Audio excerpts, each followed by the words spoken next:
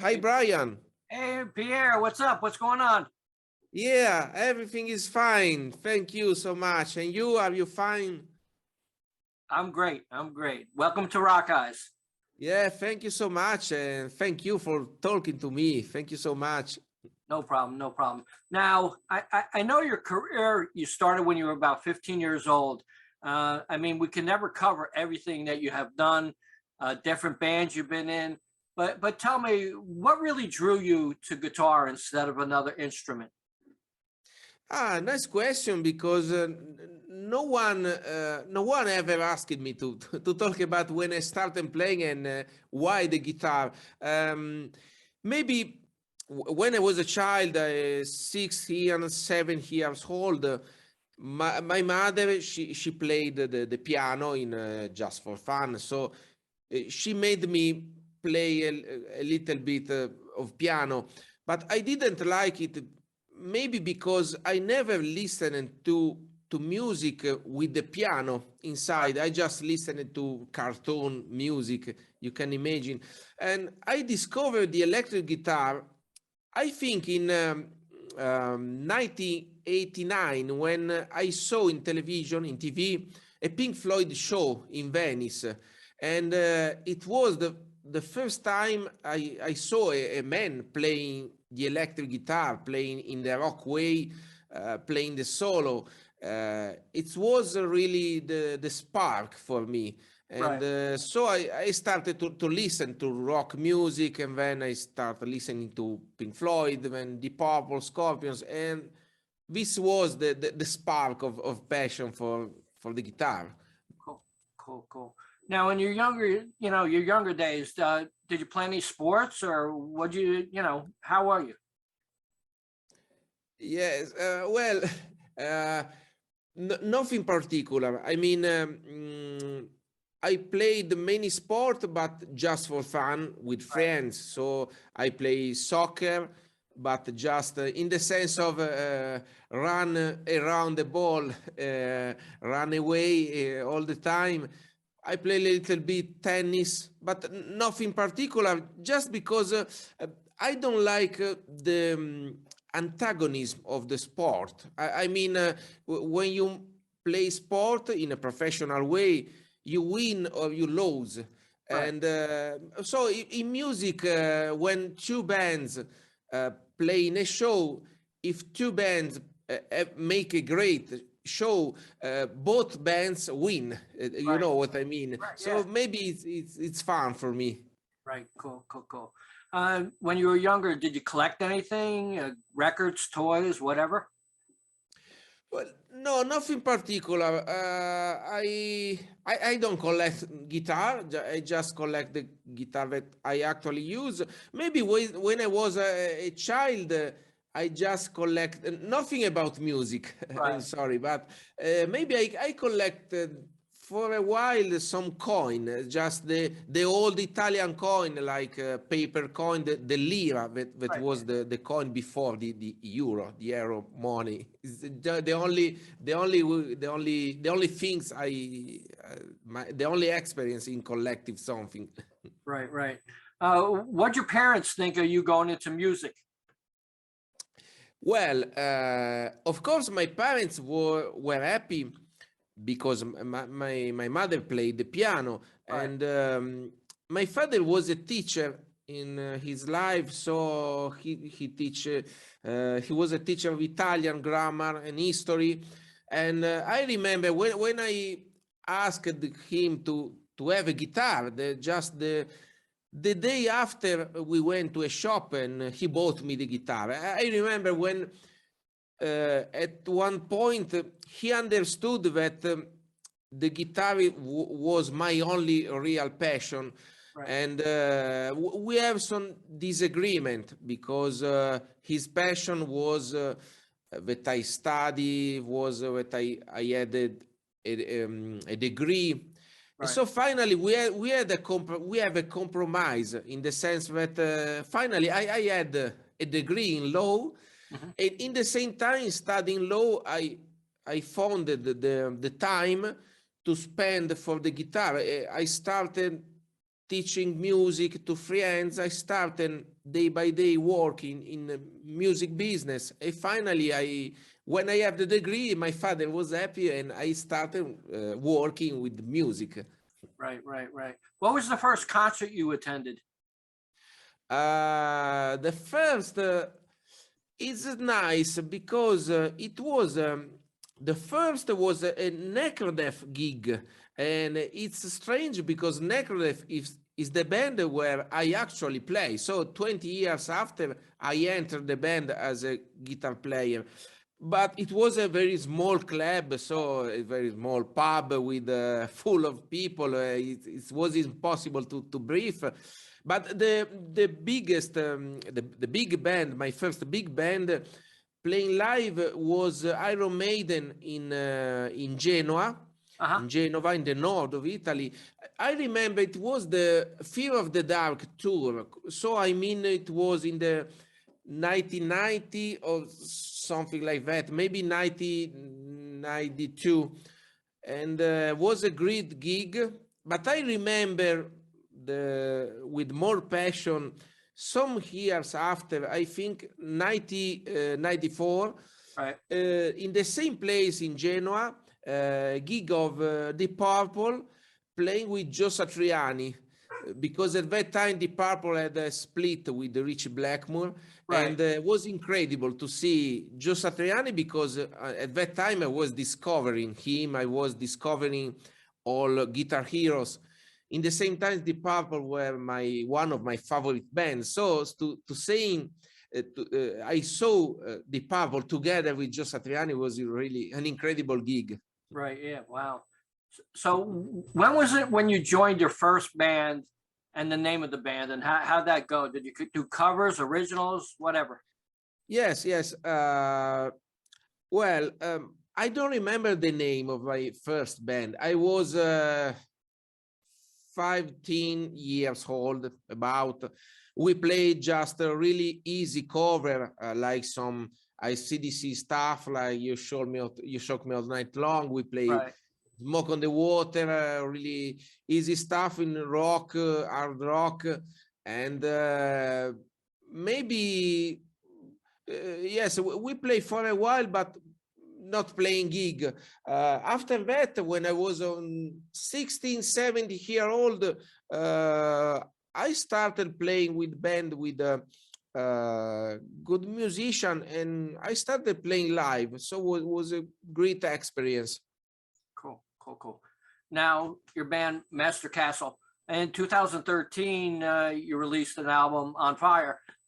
My friend John Macaluso played drums on that. How is it working with John, and what's your feelings towards him? Ah, nice one. Yes, I met John during little festival where I played with a band, and he played as a guest drum with another band. And I remember he played Rising Force, the Right. Malmsteen famous song. And so when I knew that he was moving to Italy, I tried to have a collaboration with him. I managed for him a master class, drum master class here in my little school. And so we started collaborating in a new way, in the sense that sometimes he came here to Genova in my studio, maybe for a master class or for a gig that I managed for him. And the day after, I paid him for playing for me the drums. And it was nice because I just give him some starting point. For example, let's play like this, let's play fast, let's play slow. He started playing, improvising. I recorded everything, and then I wrote the song of that album over his drum. So it was a different way of composing, and of course it was great because he's a he's a really a great drummer, and we had the experience of a different album and a song sounding different. Very cool, very good. Right, right. Did he tell you any stories about Yngwie? Yes, he tell me some history. I remember that always he said, I could write a book about Ingui. I remember he say when Ingui asked him to sell his snare drum. Ingui wanted his snare, but John didn't sold him the snare to him. I remember when John, because I also love Ingui Malmsteen, you know, as a guitar player, and John told me that Ingui was really good playing also every kind of music. He remember when he didn't get drunk. When he made the sound check, Ingui played every kind of music, funk, blues, and John was very impressed for his great ability. This was the main story that John told me. Cool. Now let's get to some of your bands. Tell me the first recording band you were in and how'd that go? Okay, well, about my band, we can start in, talking about Mastercastle. Maybe okay. It's okay. No, the first, you mean the first band, great band was Labyrinth. I joined them in 2003, and I played with them until 2008. Was incredible, was my first experience, and I remember two tour in Japan, China. We played in Peking, Taiwan, and I remember live in London. I remember a great gig in Spain, a Metal Wave festival. It was a great experience for me, really, and this band give me also a little name, especially in Italy. And when I joined Necrodeath, just at the end of Labyrinth collaboration, I actually play with Necrodeath, and I feel good with them because we are also great friends. So, you know, when it's a band of friends, so there is no any problem, you know, about money, cash, something like that. We have good time. We like to play live together. We make a lot of gig, our little world, especially in Italy. And when I joined, I founded Mastercastle band. That is the band where I mainly compose. I'm the main composer. I don't like to be the leader, the boss, but I really love Mastercastle because all things that I write in the sense of music is the rest of the band follow me in the perfect way. So we have finally the best collaboration when I can say to the band, let's try different, let's play in another way. You know, sometimes when you, especially with the singers, you tell to the singer, please sing in a different way. Sometimes the singer reply, okay, let's search for another singer. And with Mastercastle, everything is a good way of composing music. And when I remember the Pier Gonella project is an instrumental album I released in 2020, just because before all the COVID years, and it had a good feedback from magazine, you know, webzine, especially because it's not an auto-celebrating or virtuoso album. I tried to make an album made of songs, of melodies. So I just tried in the Gio Satriani way to make the melody with the guitar. And then I have many other projects, many other bands, many other projects. Every time I'm full of music. Cool. Do you feel that you'll ever play United States dates? Well, I never played in the USA.